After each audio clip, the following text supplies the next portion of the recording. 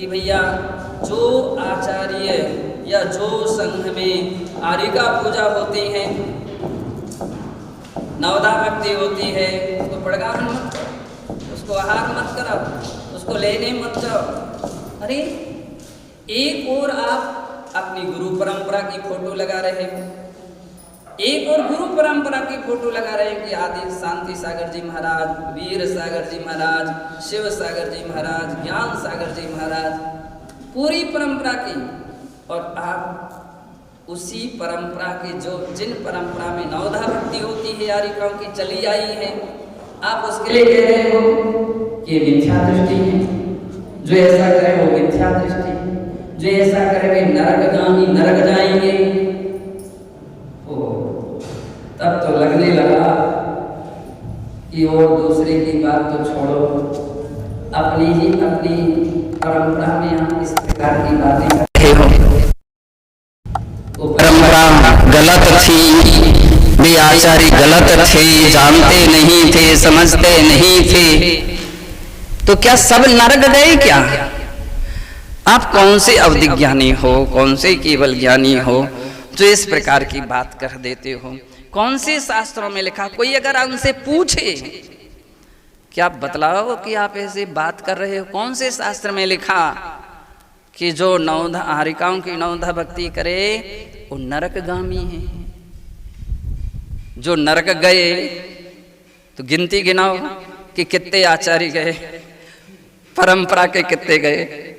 आचार्य शांति सागर जी महाराज के संग में आरिकाओं की नवधा भक्ति होती थी। वीर सागर जी, शिव सागर जी, ज्ञान सागर जी महाराज के शिष्य विवेक सागर जी महाराज थे, उनके संग में भी आरिकाओं की नवधा भक्ति होती थी।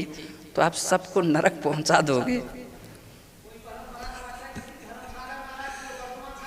धर्म सागर जी हैं, वर्धमान सागर जी हैं, ज्ञानमती जी हैं, सुपार्श्वमती माता जी, विशुद्धमती माता जी। भैया सारे लोग अगर नरक पहुंचा दोगे, सब नरक गए, तो इसका मतलब स्वर्ग एक ही संघ के लिए खुला रहेगा, बाकी के लिए सब नरक है।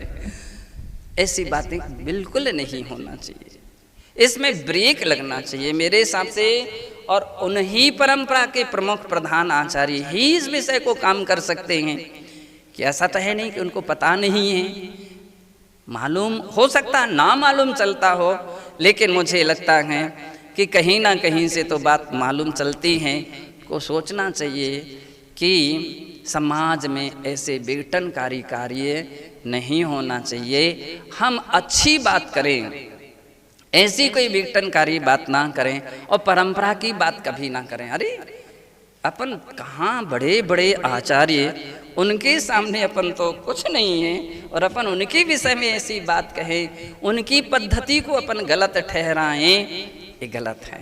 ये हो सकता है आप अपनी लाइन लंबी खींचो, कोई परेशानी नहीं है, लेकिन दूसरे की लाइन को मिटाने की कोशिश नहीं करना चाहिए। और विशेष करके प्राचीन आचार्यों की लाइन को तो मिटाने की कदापि प्रयास नहीं होना चाहिए। नियम दिला दिए जाते हैं, नियम लोग भोली भाली जनता है जो जिससे प्रभावित होता है, फिर वो उसकी बात मान लेता है।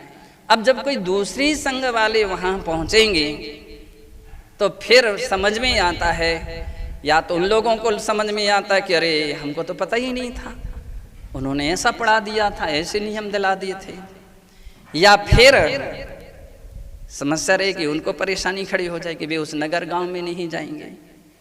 तो गलत पाठ समाज को ना पढ़ाएं, गलत शिक्षाएं ना दें, विघटनकारी बातें, संकीर्णता भरी बातें जनता के बीच में नहीं लाएं।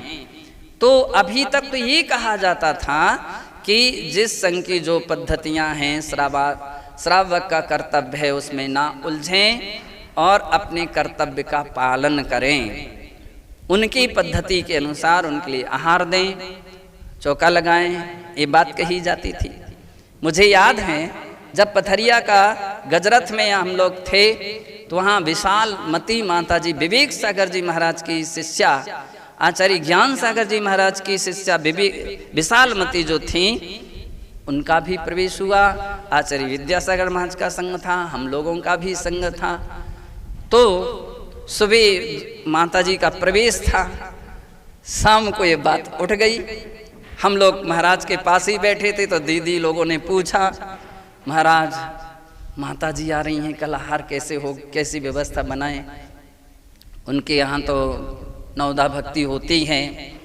महाराज ने बहुत सुंदर उत्तर दिया था। उन्होंने कहा था, ये बातें पूछने की नहीं होती हैं, जिस संग की जो पद्धतियां हैं अपने कर्तव्य का पालन करने की होती हैं उनकी पद्धतियां, आप उनकी भक्ति करके आहार कराओ। ऐसी बात, इतनी विशाल हृदय से बात कही थी, हम लोग सुन रहे थे। तो मुझे बड़ा इस बात को लेकर के खुशी हुई थी कि ये है आचार्यों की विशालता। लेकिन आज तो नियम दिला दिए जा रहे हैं कि तुम अगर ऐसा करोगे तो तुम्हारे चौके में नहीं आएंगे। नियम लो कि हम ऐसा नहीं करेंगे तब कहीं चौके में आएंगे। ते संकीर्णता भरी बातें नहीं होना चाहिए, विवाद खड़े करने वाली बातें नहीं होना चाहिए, बोली, और परंपरा को झूठी दूषित करने वाली बातें नहीं होना चाहिए। तो इस बात के लिए सभी को विशेष रूप से ध्यान रखना चाहिए।